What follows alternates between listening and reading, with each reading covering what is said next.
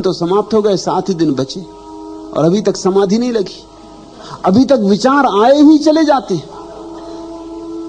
तुम सोचते हो तुम कैसी बचकानी बातें कर रहे हो। उम्र बढ़ जाती, बचपना नहीं जाता। तुम देखते हो दिल्ली में 82 साल की उम्र के बच्चे और 65 साल की उम्र के बच्चे और 75 साल की उम्र के बच्चे और लगे हैं एक दूसरे को लंगड़ी मारने। सब अपने अपने लंगोट कसे कूदे हैं अखाड़े में। 82 साल के बच्चे। दिल्ली में तुम जैसा बचकानापन देखोगे कहीं और देखने मिलेगा। मगर यही चित्त की दशा है लोगों की। उम्र तो बढ़ जाती शरीर की, चित्त की उम्र नहीं बढ़ती। चित्त वहीं बचकाना बना रहता है। कुनकुने प्रयास करोगे तो कुछ भी नहीं होगा। बुद्धों के पास रह के भी लोग ज्ञान को उपलब्ध नहीं हुए। आनंद 40 वर्षों तक बुद्ध के पास रहा, निकट 24 घंटे, एक दिन साथ नहीं छोड़ा। उसी कमरे में सोया जिसमें बुद्ध सोते थे, उनकी सेवा में रत रहा। मगर भाव उसका यही था कि हो जाएगा उनकी कृपा से। और बुद्ध उसे बार बार कहते कि सत्य किसी की कृपा से नहीं होता, तू कुछ कर आनंद, अब कुछ होश संभाल। वो कहता आप हैं तो मुझे करना क्या, आप हैं तो सब है। ये भी अगर समग्र हो तो इससे भी घटना घट सकती है, मगर ये भी समग्र नहीं, ये भी केवल औपचारिक है। ऐसा कहते भर हैं कि आप हैं, ये शिष्टाचार है, ये पूर्ण नहीं है। ये बहाना है बचाने का अपने को कि आप तो हैं, आपके रहते सब हो जाएगा। ये कुछ करना नहीं है, करने से बचना है। बुद्ध की जिस दिन मृत्यु हुई आनंद रोने लगा। रोना स्वाभाविक भी था, 40 साल साथ रहा और अज्ञानी का अज्ञानी, अंधेरे का अंधेरा, अमावस की अमावस, पूर्णिमा हुई नहीं। तो बुद्ध ने कहा तू रोता क्यों है आनंद? उसने कहा अब आप जाते हैं, अब क्या होगा? बुद्ध ने कहा मेरे रहते 40 साल कुछ नहीं हुआ तो तेरा कुछ खो नहीं रहा है। एक बात तो पक्की, तेरा कुछ नहीं खो रहा, तेरा कोई कुछ बिगाड़ ही नहीं सकता। 40 साल मेरे साथ रह के नहीं हुआ तो तेरा हर्जा क्या, मैं रहूं कि ना रहूं? तुझे तो अंधेरे में रहना है, सो तू अंधेरे में रहेगा। और बुद्ध ने कहा यह भी हो सकता है कि तू ये मुझ पर बहाना करके टाल रहा था, शायद मेरे न रहने से हो जाए। शायद जब मैं न रहूं तो दायित्व दूसरे को सौंपने की बात खत्म हो गई, फिर दायित्व खुद लेना पड़े। शायद, कौन जाने, जरूरी है कि मैं हट जाऊं तेरे लिए तो तुझे हो। और ऐसा ही हुआ भी। 24 घंटे के भीतर आनंद ज्ञान को उपलब्ध हुआ।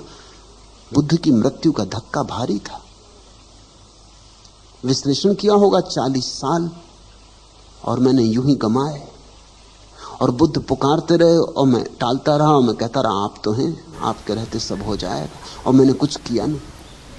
और आनंद के पीछे बहुत लोग आए और ज्ञान को उपलब्ध होते चले गए।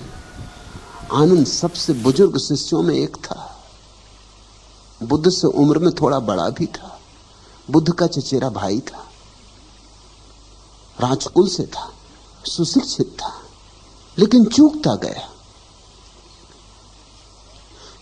बुद्ध के मरते ही जो बैठ गए आंख बंद करके, उसने आंख नहीं खोली। फिर उसने कहा आंख तो तभी खोलूंगा जब भीतर की आंख खुल जाए। 24 घंटे में घटना घट गई जो 40 साल में ना घटी थी। 40 साल कुनकुना चलता रहा। भाप बने, पानी तो कैसे बने, 100 डिग्री पे उबलता है। 24 घंटे न खाया न पिया न सोया। अब ये मौका गंवाने का भी नहीं था। बुद्ध छोड़ के चले गए और बुद्ध के जीवन भर का उपदेश कभी सुना नहीं।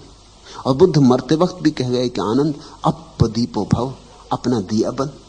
अब तो अपना दिया बन, अब मैं जा रहा हूं, ये दिया बुझा जिसके सहारे तू सोचता था कि रोशनी हो जाएगी। अब तुझे पता चलेगा कि दूसरों के दियों से रोशनी नहीं होती। अब तुझे अंधेरे का पूरा पता चलेगा। अक्सर ऐसा हो जाता है कि तुम गुरु के साथ चलते हो, ऐसे जैसे कि अंधेरी रात में कोई लालटेन लिए हुए एक आदमी तुम्हारे साथ हो जाए। उसकी लालटेन की रोशनी तुम्हारे रास्ते पे भी पड़ने लगती, तुम शायद भूल ही जाओ कि अपने पास लालटेन नहीं।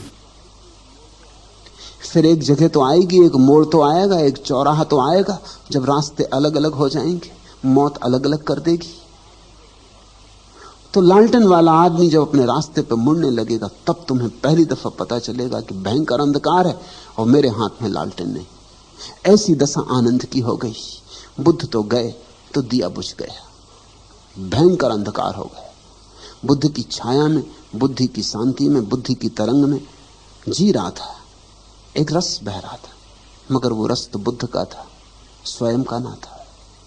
आज पहली दफा समझ में आया कि मैं तो बिल्कुल रिक्त हूं, कोरा हूं, व्यर्थ हूं, खाली हूं, घास फूस हूं, मेरी आत्मा का कोई जन्म नहीं हुआ।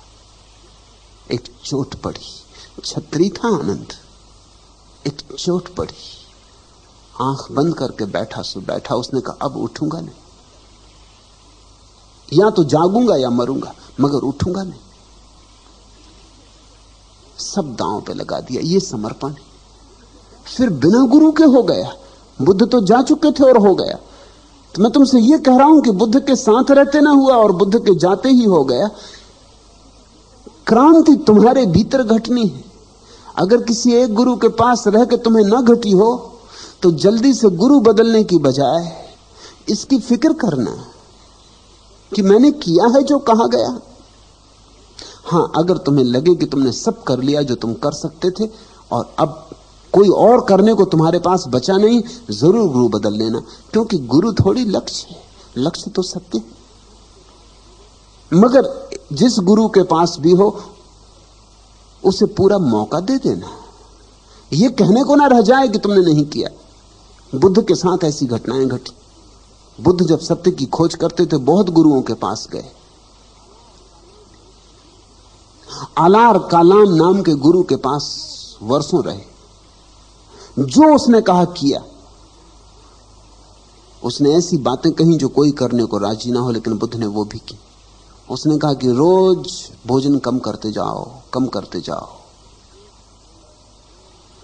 जब एक चावल का दाना भोजन रह जाए, फिर 2 दाना, फिर 3 दाना, एक एक दाना फिर एक एक दिन बढ़ाना, वो भी किया। वर्षों भूखों मरे, शरीर सूख के हड्डी हड्डी हो गया, इतने निर्बल हो गए कि नदी में स्नान करने उतरे थे तो वो नदी कोई बहुत भारी नदी नहीं। मैंने नदी जाकर देखी, छिछली नदी है। निरंजना कोई बहुत बड़ी नदी नहीं है, सूखी साखी सी नदी। उसमें उतरे थे स्नान करने को, लेकिन उस नदी की धार भी इतनी थी, कमजोर इतने हो गए थे कि बहने लगे। चढ़ ना सके घाट पर, इतने कमजोर हो गए थे। एक झाड़ की जड़ पकड़ के लटके रहे, हड्डी हड्डी रह गए थे, सारा मांस विलीन हो गया था। जो भी जिसने कहा पूरा किया। एक दिन आलार कालाम ने देखा कि जो भी मैंने कहा पूरा किया। आलार कालाम ने कहा बस तू कहीं और जा, तू मुझे छोड़। मैं जो दे सकता था दे दिया, जो मेरे पास था तुझे बता दिया। इससे ज्यादा मेरे पास नहीं, इससे ज्यादा मेरे पास सीखने को अब कुछ और बचा नहीं। इतना मेरा बोध था, उतना मैंने तुझे दिया। अब तू जा, तू कहीं और खोज, तू कोई और गुरु खोज। और अगर किसी दिन तुझे सत्य मिल जाए तो मुझे याद रखना, मुझे आके खबर देना। मुझे अभी मिला नहीं, मैं खुद ही खोज रहा हूं। जब शिष्य इतना समग्र होता है तो मिथ्या गुरु को भी बोध होगा। शिष्य की समग्रता उसको तो जगाएगी ही, अगर मिथ्या गुरु के पास रहा तो मिथ्या गुरु को भी जगाएगी।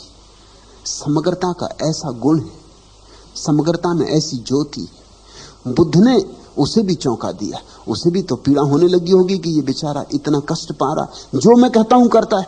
और आए थे बहुत लोग, उनके साथ एक सुविधा थी, वो करते ही नहीं थे, इसलिए कभी ये सवाल उठता ही नहीं था। इसमें तो सब किया। पीड़ा होने लगी होगी आलार कालाम को भी, कांटा चुभने लगा होगा कि मैं क्या कर रहा हूं। दया आने लगी होगी, इस व्यक्ति के निर्दोष समर्पण पर प्रीति उमंगने लगी होगी। खुद भी जागा होगा कि मैं ये क्या कर रहा हूं, क्या करवा रहा हूं, मुझे कुछ पता नहीं। मैंने खुद शास्त्रों से पढ़ लिया है और मैं शास्त्रों से जो पढ़ लिया वही करवा रहा हूं, मेरा स्वयं का अनुभव नहीं। तो क्षमा मांगी। अगर शिष्य संपूर्ण हो तो शायद गुरु गलत हो तो क्षमा मांगे, शायद उसको बोध आए। तो तुम जागो, अपनी पूरी चेष्टा करो जागने की। हां, अगर तुम्हें लगे कि नहीं मेरे सब करने से कुछ नहीं हुआ, तो जरूर गुरु को बदल लेना, क्योंकि गुरु को पकड़ रखना कोई जीवन का लक्ष्य नहीं। जीवन का लक्ष्य तो परमात्मा को पाना है। गुरु द्वार बने तो ठीक, दीवार बन जाए तो रुकने की कोई जरूरत नहीं है। और यह भी मत सोचना कि तुमने गद्दारी की। गद्दारी का भाव भी तभी उठता है जब तुमने गुरु का कहा कुछ किया ना हो और छोड़ के जाओ। अगर उसका किया सब किया, उसका कहा सब किया, तो गद्दारी का भाव उठेगा ही नहीं। क्या करोगे? शायद हमारा तालमेल नहीं बैठता। और तब भी मन में यह मत सोचना कि गुरु गलत है, इतना ही जानना कि हमारा तालमेल नहीं बैठा, उसकी विधि मेरे काम नहीं पड़ी। इससे ज्यादा सोचना मत, इससे ज्यादा सोचने की कोई जरूरत नहीं। कौन जाने वो ठीक हो, कौन जाने वो गलत हो, ये वो जाने, तुम्हें क्या लेना देना है। नहीं तो अहंकार इस तरह के निर्णय लेने लगता है, और अहंकार से मुक्त होना है। समर्पण का अर्थ है अहंकार से मुक्ति।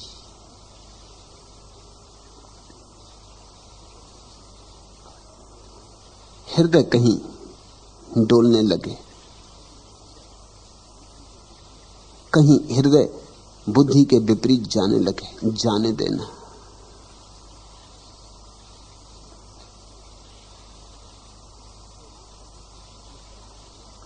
छेड़ा था जिसे पहले पहल तेरी नजर ने, अब तक है वो एक नगमा ए बेसाज और सदा याद।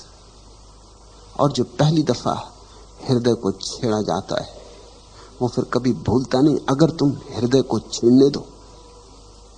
छेड़ा था जिसे पहल पहल तेरी नजर ने, अब तक है वो एक नगमा ए बेसाज और सदा याद। बिना साज का, बिना वीणा के संगीत उठ जाता है, बिना वाणी के कोई स्वर भीतर पहुंच जाता है। वो फिर कभी भूलता नहीं, वो मील का पत्थर हो जाता है। क्या जानिए क्या हो गया अरबाने जुनू को, मरने की अदा याद न जीने की अदा याद। किसी के पास बैठ के ऐसा हो जाए कि न जीने की सुध रहे न मरने की सुध रहे, तो फिर संकोच मत करना, फिर गणित मत बिठाना, फिर सरक जाना चुपचाप उस जाल में, क्योंकि वही जाल तुम्हें मुक्ति के मार्ग पर ले जाएगा। वो कौन है कि जो सरे मंजिल पहुंच सका, धुंधले से कुछ निशान नजर आके रह गए। मिटने की तैयारी चाहिए, पहुंचते पहुंचते तुम मिट जाओगे। धुंधले से निशान नजर आके रह गए, बस कुछ धुंधले से निशान। जैसे जैसे चलने लगोगे वैसे वैसे मिटने लगोगे। पहुंचने का मतलब ही है वो घड़ी जब पूरे मिट गए, धुआं बिखर गया। बस अहंकार धुआं है और कुछ भी नहीं। और जहां धुआं बिखर गया वहीं ज्योति जलती है निर्धूम। कुछ दाग दिल से थी मुझे उम्मीद इश्क में, सो रफ्ता रफ्ता वो भी चिरागे शहर हुआ। धीरे धीरे दिल भी, दिल के घाव भी, दिल की पीड़ा भी बुझ जाती, जैसे सुबह का दिया सुबह होते होते बुझ जाता है। सो रफ्ता रफ्ता वो भी चिरागे शहर हुआ। एक दिन दिल भी बुझ जाता है, सब बुझ जाता है। और जब तुम्हारा सब बुझ जाता है तब परमात्मा का अवतरण होता है। शुरुआत होती है बुद्धि के बुझने से और अंत होता है हृदय के बुझने पर। और इसीलिए तो उसकी तस्वीर कोई नहीं खींच पाता। जो पहुंच गया वो भी उसकी तस्वीर नहीं खींच पाता। अरसाए हस्र कहां, ये दिले बर्बाद कहां, वो भी छोटा सा है टुकड़ा इसी वीराने का। उसकी तस्वीर किसी तरह नहीं खींच सकती। समा के साथ ताल्लुक है जो परवाने का। अब समा अगर परवाने को पुकारे, समा दिखाई पड़ जाए परवाने को, तो परवाना चला उड़ा।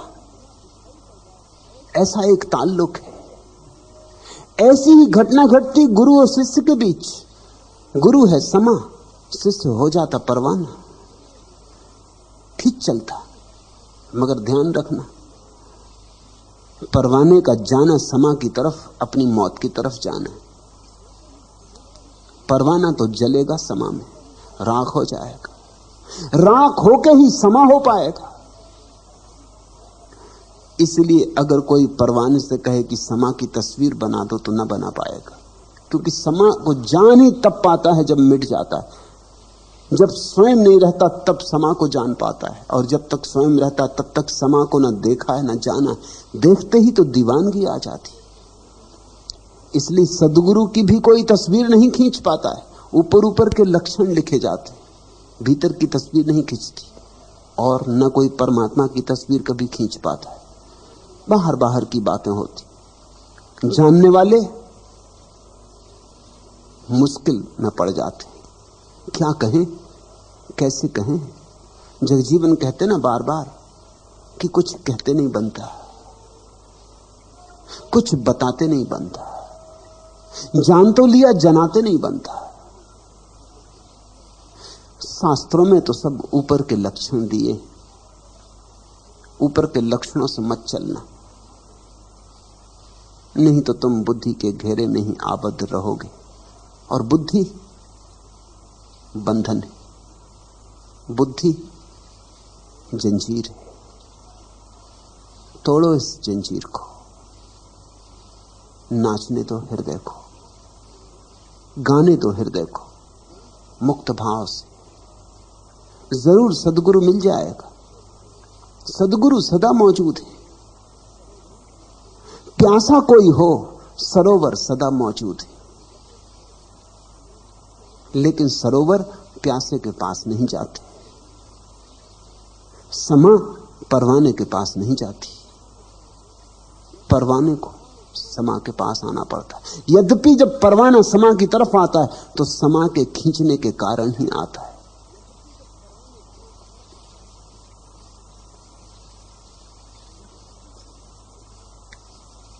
दूसरा प्रश्न, तेरे द्वार खड़ी भगवान, रजनीश भर दे रे झोली। कुसुम झोली भरी है, झोली खाली नहीं। आंख खोलो और देखो, झोली भरी नहीं जानी, झोली तुम भरी ही लेकर आए हो। झोली सदा से भरी, संपदाओं की संपदा तुम्हारे भीतर है, साम्राज्यों का साम्राज्य तुम्हारे हृदय में छिपा है।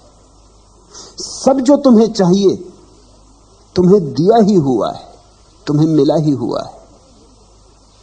रत्ती भर भी जोड़ना नहीं, न कुछ जोड़ना है न कुछ घटाना, सिर्फ जागना है। और जागते ही क्रांति घट जाती। तो कुसुम ये तो मत पूछ कि झोली भरूं तेरी। अगर कोई झोली भर सकेगा तेरी तो कोई फिर खाली भी कर सकता है, फिर तो बड़ी मुश्किल हो जाएगी। मैं तो सिर्फ जगा सकता हूं,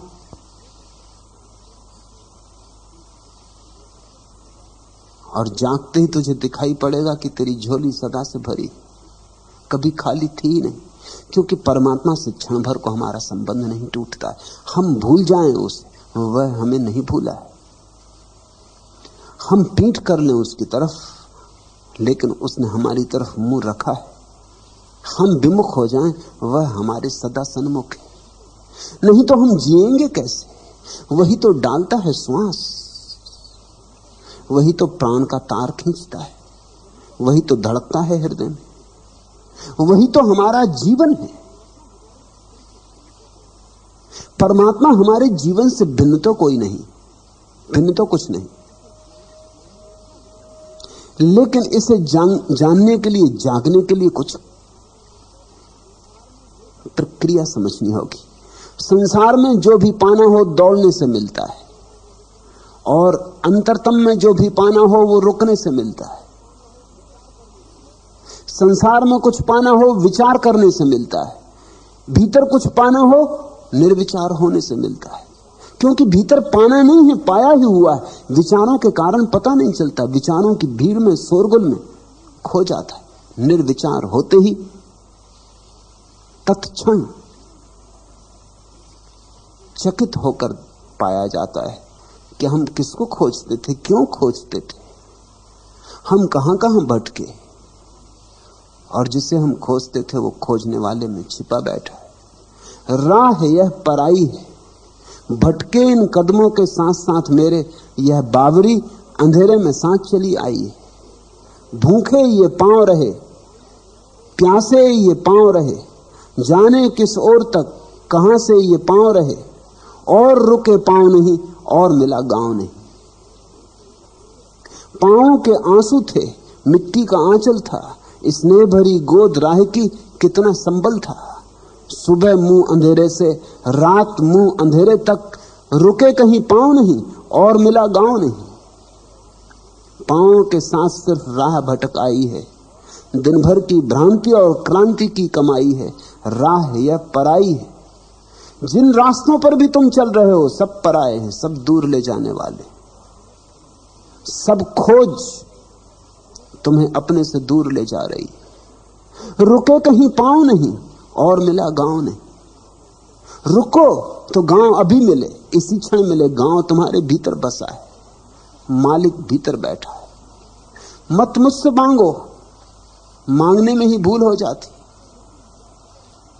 मैं तुम्हें कुछ दे नहीं सकता, लेकिन जाग कर मैंने पाया है कि पाने को कुछ है ही नहीं। यही संकेत तुम्हें देता हूं, जागो और पालो। भूखे ये पांव रहे, प्यासे ये पांव रहे, जाने किस ओर तक कहां से ये पांव रहे, और रुके पांव नहीं और मिला गांव नहीं। गांव मिल सकता अभी इसी क्षण कुसुम। पांव रुकने चाहिए, विचार के पांव, वासना के पांव, पांव रुकने चाहिए। सब तरह के पांव रुकने चाहिए। यही ध्यान है। बैठ जाना चुप, मौन, बैठ जाना शांत, निर्विचार, डूब जाना अंतर में, भूल जाना बाहर को। और किसी दिन, किसी शुभ घड़ी में खजाना खुल जाता है। किसी शुभ घड़ी में, किसी शुभ मुहूर्त में राजाओं का राजा भीतर ही उपलब्ध हो जाता है। और तब फूल ही फूल है, तब जीवन सुगंधी सुगंध है। फूले कदम्ब, टहनी टहनी में कंदुक सम झूले कदम्ब। फूले कदम्ब, सावन बीता बादल का कोस नहीं रीता, जाने कब से वो बरस रहा, ललचाई आंखों से नाहक, जाने कब से तू तरस रहा। मन कहता है झूले कदम्ब, फूले कदम्ब, झूले कदम्ब। फिर फूल ही फूल है, फिर जीवन सुवास ही सुवास है। नहीं कहीं जाना है, नहीं कुछ पाना है, बस अपने में आना है। ये सत्य आंख खोलकर नहीं देखा जाता, ये सत्य आंख बंद करके देखा जाता है। कछुए की तरह सिकुड़ रहो, सारी इंद्रियों को शिथिल छोड़ दो, द्वार दरवाजे सब बंद कर दो, बाहर को भूल भाल जाओ, न अतीत रह जाए न भविष्य, बस यही क्षण, और इस क्षण में डुबकी लगा लो। और अतल गहराई, फूले कदम, टहनी टहनी में कंदुक सम झूले कदम, फूले कदम, खुल जाती पखरी, भीतर जाते ही खुल जाती। वर्षा में अनावृत धुले पात, फीके थे कल आज खुले पात, धूप के जादू में खिले पात, मस्तानी हवा में हिले पात, जादुई सांचे में ढले पात, भूल गए दाह दिन भले पात, वर्षा में अनावृत धुले पात, फीके थे कल आज खुले पात। बस खुलने की बात है, रुको तो खुलो, पखड़ी खुल जाए, स्वर्ण कमल तुम्हारे भीतर, तुम हो स्वर्ण कमल, मांगो मत, जागो।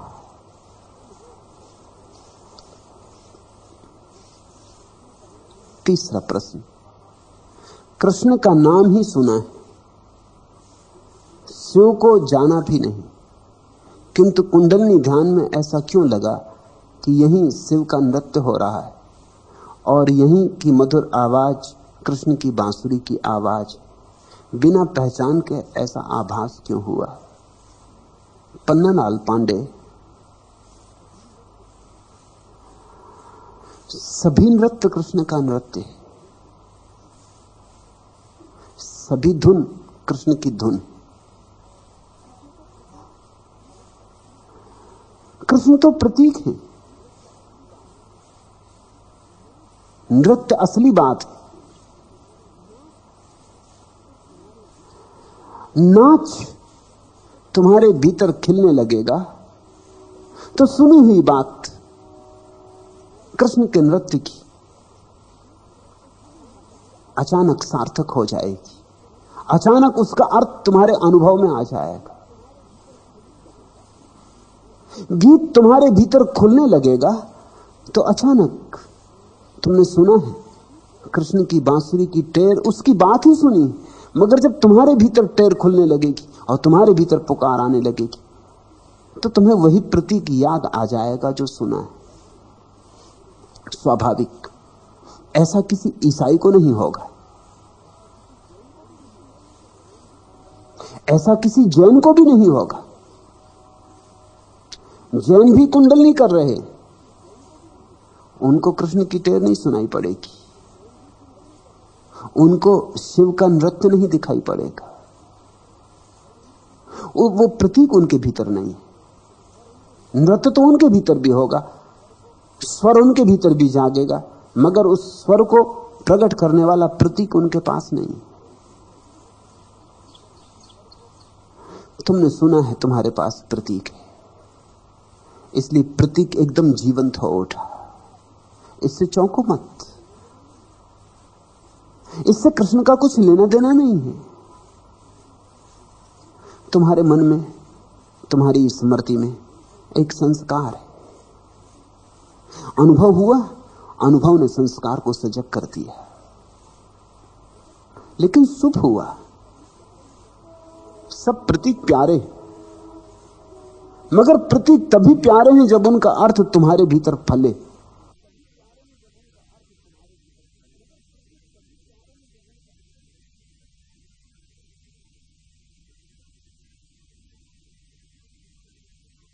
घर में बैठे हो, कृष्ण की मूर्ति लगाए की तस्वीर लटकाए, इससे कुछ भी ना होगा। तुम्हारे भीतर नाच उठे तो कुछ हुआ। घर में बैठे हो, महावीर की प्रतिमा बिठाए, इससे कुछ भी ना होगा। जब तुम्हारे भीतर सब स्थिर हो जाएगा महावीर जैसा निस्तरंग, तब। अब जैसे तुम्हें यह हुआ, ऐसे ही विपස්සना ध्यान में किसी जैन को अचानक महावीर की याद आ जाएगी, उनकी प्रतिमा आ जाएगी। हिंदू के पास वैसा प्रतीक नहीं। सब धर्मों ने प्रतीक चुन लिए, और मैं तुम्हें यहां जिस वातावरण में प्रवेश दे रहा हूं, ये सारे धर्मों का वातावरण है। ये किसी एक संप्रदाय का मंदिर नहीं। इस मंदिर के सब द्वार खुले। एक तरफ से ये मस्जिद है, एक तरफ से ये मंदिर है, एक तरफ से गिरजा है, एक तरफ से गुरुद्वारा है, एक तरफ से चैत्यालय है। ये सब द्वारों से मंदिर में प्रवेश संभव है। यहां जब कोई मस्त हो जाएगा, अगर उसके पास कृष्ण का प्रतीक है, तो अचानक उसे समझ में आएगी पहली दफा बात कृष्ण के रास की। और अगर किसी ने मीरा को प्रेम किया है, तो नाचते में उसे मीरा की याद आ जाएगी, मीरा के भजन गूंज उठेंगे। किसी ने चैतन्य को प्रेम किया है, तो अचानक उसे लगेगा कि चैतन्य में हो गया। किसी ने महावीर को चाहा है, महावीर की परंपरा में पैदा हुआ है, महावीर का प्यारा प्रतीक उसके मन में बैठा है। मौन जब सधेगा, सब थिर जब होगा, तब उसे लगेगा कि आज जाना। बहुत गया जैन मंदिरों में, बहुत की पूजा, बहुत चढ़ाए चावल, बहुत झुका, लेकिन आज दर्शन हुए, आज अपने भीतर दर्शन हुए। यहां तो अलग अलग धर्मों के लोग हैं। शायद पृथ्वी पर ऐसी कोई और दूसरी जगह नहीं जहां सारे धर्मों के लोग हों। यहां ईसाई हैं, पारसी हैं, यहूदी हैं, मुसलमान हैं। यहां सारी जातियों के लोग हैं, सारे देशों के लोग हैं। ये सारे प्रतीकों को ले आए। ये बड़ी समृद्ध जगह है। सातों रंग यहां है। ये पूरा इंद्रधनुष है। और मैं चाहता ही हूं कि धीरे धीरे तुम सभी प्रतीकों में लीन होने लगो। कृष्ण का ही प्रतीक क्यों रहे, महावीर का प्रतीक भी जुड़ जाए, बुद्ध का प्रतीक भी जुड़ जाए। क्योंकि ध्यान की अलग अलग स्थितियों में सारे प्रतीकों के अर्थ हैं। ध्यान में मस्ती भी आती है, बांसुरी भी बजती है, मौन भी छा जाता है, शून्य भी प्रकट होता है। ध्यान के बड़े चढ़ाव हैं, बड़े पड़ाव हैं। अलग अलग अर्थ अलग अलग पड़ावों पर खुलते हैं। धर्मों ने एक एक पड़ाव को पकड़ लिया है। मैं तुम्हें पूरी यात्रा देता हूं। इस यात्रा में सब पड़ाव आते हैं, सब तीर्थ आते हैं। इस यात्रा में काशी आती है, और काबा आता है, और कैलाश आता है, और गिरनार भी, और जेरूसलम। हम एक विश्व यात्रा पर निकले। तो तुम अपने ही प्रतीकों में बंधे मत रह जाना। तुम धीरे धीरे अपने मन को खोलो और प्रतीकों को भी अपने निकट आने दो। तुम औरों के प्रतीक भी सीखो और समझो, क्योंकि जितने प्रतीक तुम जानोगे, उतनी ही तुम्हारी भाषा समृद्ध होगी, तुम्हारा भाव समझने में आसानी होगी।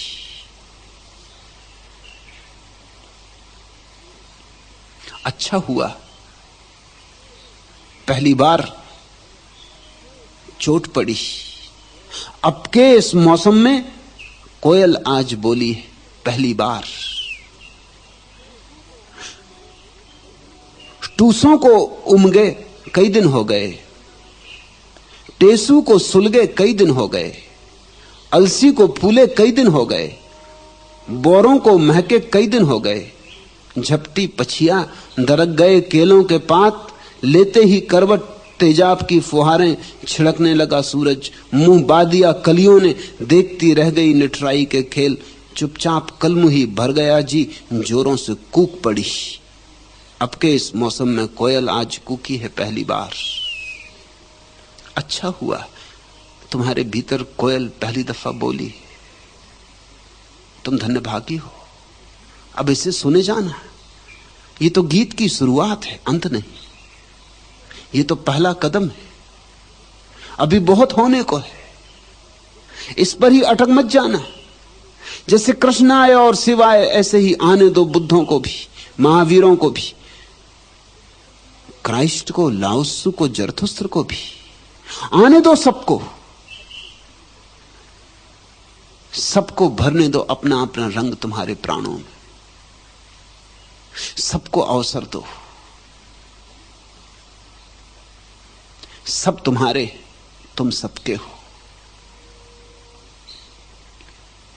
और जैसे जैसे ये प्रतीक आत्मसात होते जाएंगे, वैसे वैसे दृष्टि बदलेगी और सृष्टि बदलेगी। पीपल के पत्तों पर फिसल रही चांदनी, नालियों के भीगे हुए पेट पर पासी जम रही, घुल रही, पिघल रही चांदनी, पिछवाड़े बोतल के टुकड़ों पर दमक रही, चमक रही, मचल रही चांदनी, दूर उधर बुर्जी पर उछल रही चांदनी, आंगन में दूबों पर गिर पड़ी। अब मगर किस कदर संभल रही चांदनी, वो देखो सामने पीपल के पत्तों पर फिसल रही चांदनी। एक बार भीतर जगने लगे रोशनी, सब तरफ फिसलने लगेगी पीपल के पत्तों पर, पत्तों पत्तों पर। सारा जगत एक अपूर्व सौंदर्य से भर जाता है जब तुम्हारे हृदय में संगीत का जन्म होता है। सब तरफ प्रार्थना उठने लगती, भजन पैदा होने लगता है।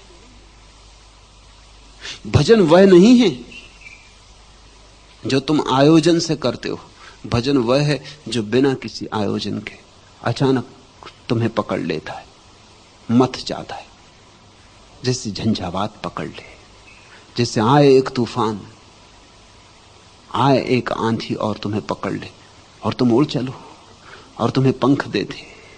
लोचन अंजन मानस रंजन पावस तुम्हें प्रणाम, ताप तप्त वसुधा दुख भंजन पावस तुम्हें प्रणाम। ऋतुओं के प्रतिपालक ऋतुवर पावस तुम्हें प्रणाम, अतुल अमित अंकुरित बीजधर पावस तुम्हें प्रणाम।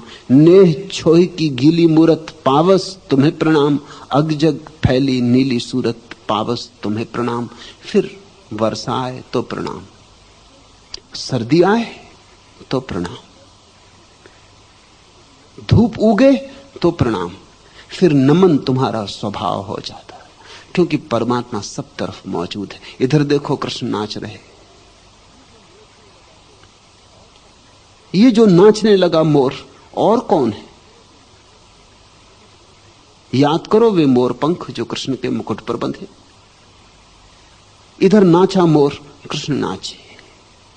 इधर देखो ये पीपल का दरख्त चुपचाप खड़ा सन्नाटे में, पत्ता भी हिलता नहीं। बुद्ध खड़े। तुम्हारी आंख जरा खुलने लगे तो ये सारी प्रकृति धीरे धीरे परमात्मा में रूपांतरित होने लगती, और जहां उठाओ कदम वहीं पवित्र भूमि है। जिस तरफ रखो आंख वहीं परमात्मा के दर्शन है। फिर झुकता मन, फिर प्रणाम, फिर अभिनंदन, पल पल, श्वास श्वास, हृदय की धड़कन धड़कन में नमन। ऐसी भावदशा को ही मैं भक्ति कहता हूं। ऐसी भावदशा बढ़ते बढ़ते एक दिन भगवत्ता बन जाती। इससे कम पर राजी नहीं होना है। भक्ति को भगवत्ता तक ले चलना है, भक्ति के बीज को भगवत्ता का फूल बनाना है। और तुम समर्थ हो, प्रत्येक समर्थ है, और तुम्हारा ये स्वरूप सिद्ध अधिकार है। अगर तुम चूको तो तुम्हारे सिवाय और कोई जिम्मेवार नहीं। चूको तो तुम्हारी ही भूल है, पालो तो कुछ विशेष तुमने पाया नहीं। जो सहज ही मिलना था वही मिल गया है। परमात्मा को चूकना बड़ी विशेष कला है, परमात्मा को पाना इतनी विशेष कला नहीं। परमात्मा को पाना सहज बात है, क्योंकि हमारा स्वभाव है। परमात्मा को तुम चूक रहे हो, यही चमत्कार है। ये बिल्कुल अविश्वसनीय है कि कैसे तुम चूके चले जाते हो। सब तरफ जो भरा है, सब तरफ से जो आ रहा है, सब तरफ से तुम्हें घेरे है, बाहर और भीतर जो उमगा पड़ रहा है, उससे तुम कैसे चूके जा रहे हो? मगर हो जाता है ऐसा। सागर में मछली हो तो पता नहीं चलता उसे सागर का। ऐसे ही हम परमात्मा में, और हमें परमात्मा का पता नहीं चलता है। सत्संग में पहली बार तुम्हें धीरे धीरे रस की बूंद बूंद पड़नी शुरू होगी, बूंदाबांदी होगी। फिर तो मूसलाधार होने लगती है वर्षा। तुम जैसे जैसे तैयार होने लगते हो, जितने को लेने की तुम्हारी तैयारी होने लगती, उतना ज्यादा ज्यादा परमात्मा तुम में बहने लगता है। तुम्हारी पात्रता तुम्हारे पात्र के अनुकूल सदा तुम में भरने को परमात्मा राजी है। ये पहली कूक पड़ी, ये तुम्हें कृष्ण का थोड़ा सा आभास हुआ, शिव का थोड़ा सा आभास हुआ।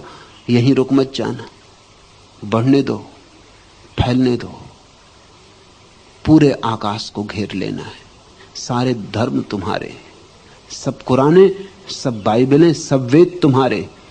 और अगर तुम राजी हो, हिम्मतवर हो और छाती तुम्हारी बड़ी है, तो एक दिन तुम वेद को जगते देखोगे, एक दिन कुरान को उठते देखोगे। अगर वेद ही जगा तो आदमी गरीब रह गया,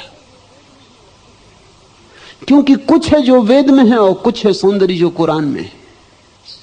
जिसके भीतर दोनों जगह वह धन्य भागी, और जिसके भीतर धम्म पद भी उठा और महावीर